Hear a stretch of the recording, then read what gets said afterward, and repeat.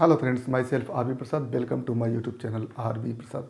दोस्तों, जैसा कि जानते हैं कि अपने यूट्यूब चैनल के माध्यम से हम फिजिक्स, मैथ एवं साइंस से संबंधित फैक्ट्स को देते रहते हैं।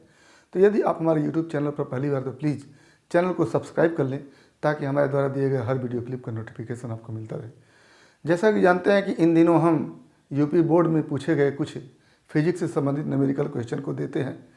तो आज हम यूपी बोर्ड में पूछे गए उसी प्रकार के कुछ 4 क्वेश्चन को लेकर के आए हैं। इसमें पहले सवाल को अगर देखें तो हम देखेंगे कि तांबे के प्रति मीटर क्यूब में इलेक्ट्रॉनों की संख्या 8 × 10⁻28 है।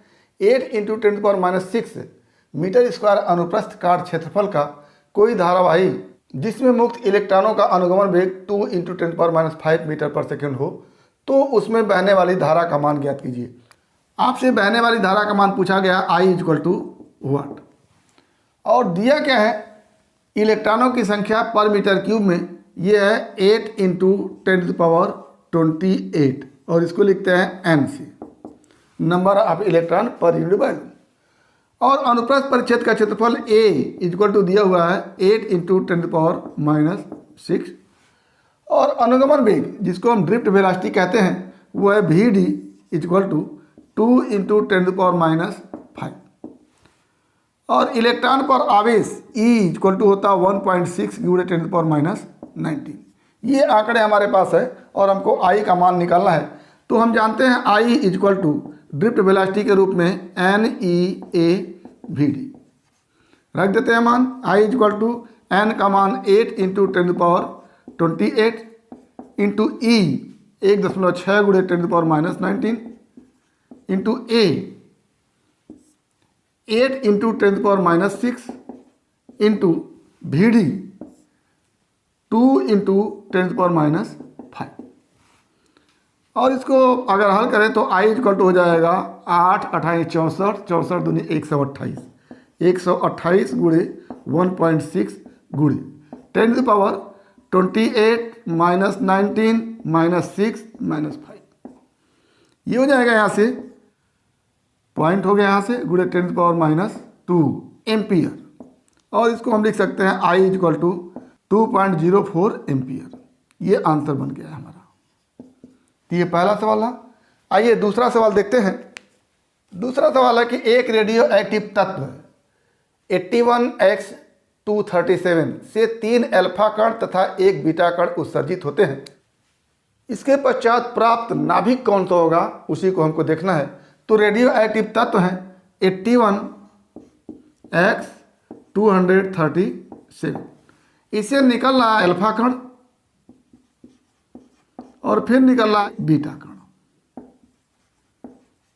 और जो बनेगा उसको हम अगर Y नाम दे दें, एलिमेंट का नाम Y, तो इसका परमाणु क्रमांक नीचे लिखेंगे, परमाणु भार ऊपर लिखेंगे। तो आप जानते हैं यहाँ से 3 अल्फा कण निकल रहे हैं और 1 बीटा कण निकल रहे हैं। तो 1 अल्फा कण के निकलने से परमाणु क्रमांक में 2 की कमी, 3 अल्फा कण निकलते हैं तो परमाणु क्रमांक में 6 की कमी। तो 81 में से 6 कम हो जाएगा और 1 बीटा कण के निकलने से परमाणु क्रमांक में 1 की वृद्धि होती है तो 1 बढ़ जाएगा। ये हो गया। और यहाँ पर 237 परमाणु भार है, इसमें से 1 अल्फा कण के निकलने से 4 की कमी हो जाती है तो 3 अल्फा कण निकल रहे हैं तो 12 की कमी हो जाएगी। तो 237 - 12 और बीटा कण के निकलने से इस परमाणु भार में कोई कमी नहीं होती है। तो यहाँ से अगर देखें हम तो 81 - 6 75 + 1 76 76 Y और यहाँ से 237 में से 12 घटेगा तो हो जाएगा 225। ये एलिमेंट हो गया और इसमें ऑप्शन आपका A सही है। तो ये दूसरा सवाल। तीसरा सवाल है कि यम द्रव्यमान का इलेक्ट्रॉन जिस पर आवेश Q है एक समान चुंबकीय क्षेत्र E में विरामावस्था से त्वरित होता है। सिद्ध करो कि x दूरी तय करने में इलेक्ट्रॉन द्वारा अर्जित वेग V = √2qEx/m होगा। तो ये हमारा सवाल है। अब कोई अगर इलेक्ट्रिक फील्ड होता है इस तरह से और इस इलेक्ट्रिक फील्ड में ये इलेक्ट्रॉन है, इलेक्ट्रिक फील्ड E है और इलेक्ट्रॉन पर आवेश -E होता है, तो इलेक्ट्रॉन पर जो बल लगेगा वो इलेक्ट्रिक फील्ड के अपोजिट दिशा में लगेगा और उसका मान होगा F = इलेक्ट्रॉन पर आवेश सवाल में Q दिया है तो Q इंटू ई, ये बल हो गया। और इस बल के कारण इलेक्ट्रॉन में त्वरण उत्पन्न होगा, तो त्वरण A इक्वल टू हम लिखेंगे F बाई एम। M इलेक्ट्रॉन का द्रव्यमान है, तो यहाँ से हो जाएगा QE बाई एम, ये हो गया A।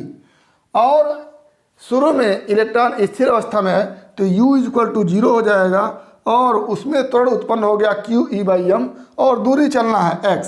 तो ऐसी स्थिति में x दूरी चलने के बाद जो वेग होगा उसको निकालना है, तो v इक्वल टू व्हाट, यानी u इक्वल टू दिया हुआ है 0 और v इक्वल टू निकालना है, a इक्वल टू हमारे पास है, और दूरी s इक्वल टू x है।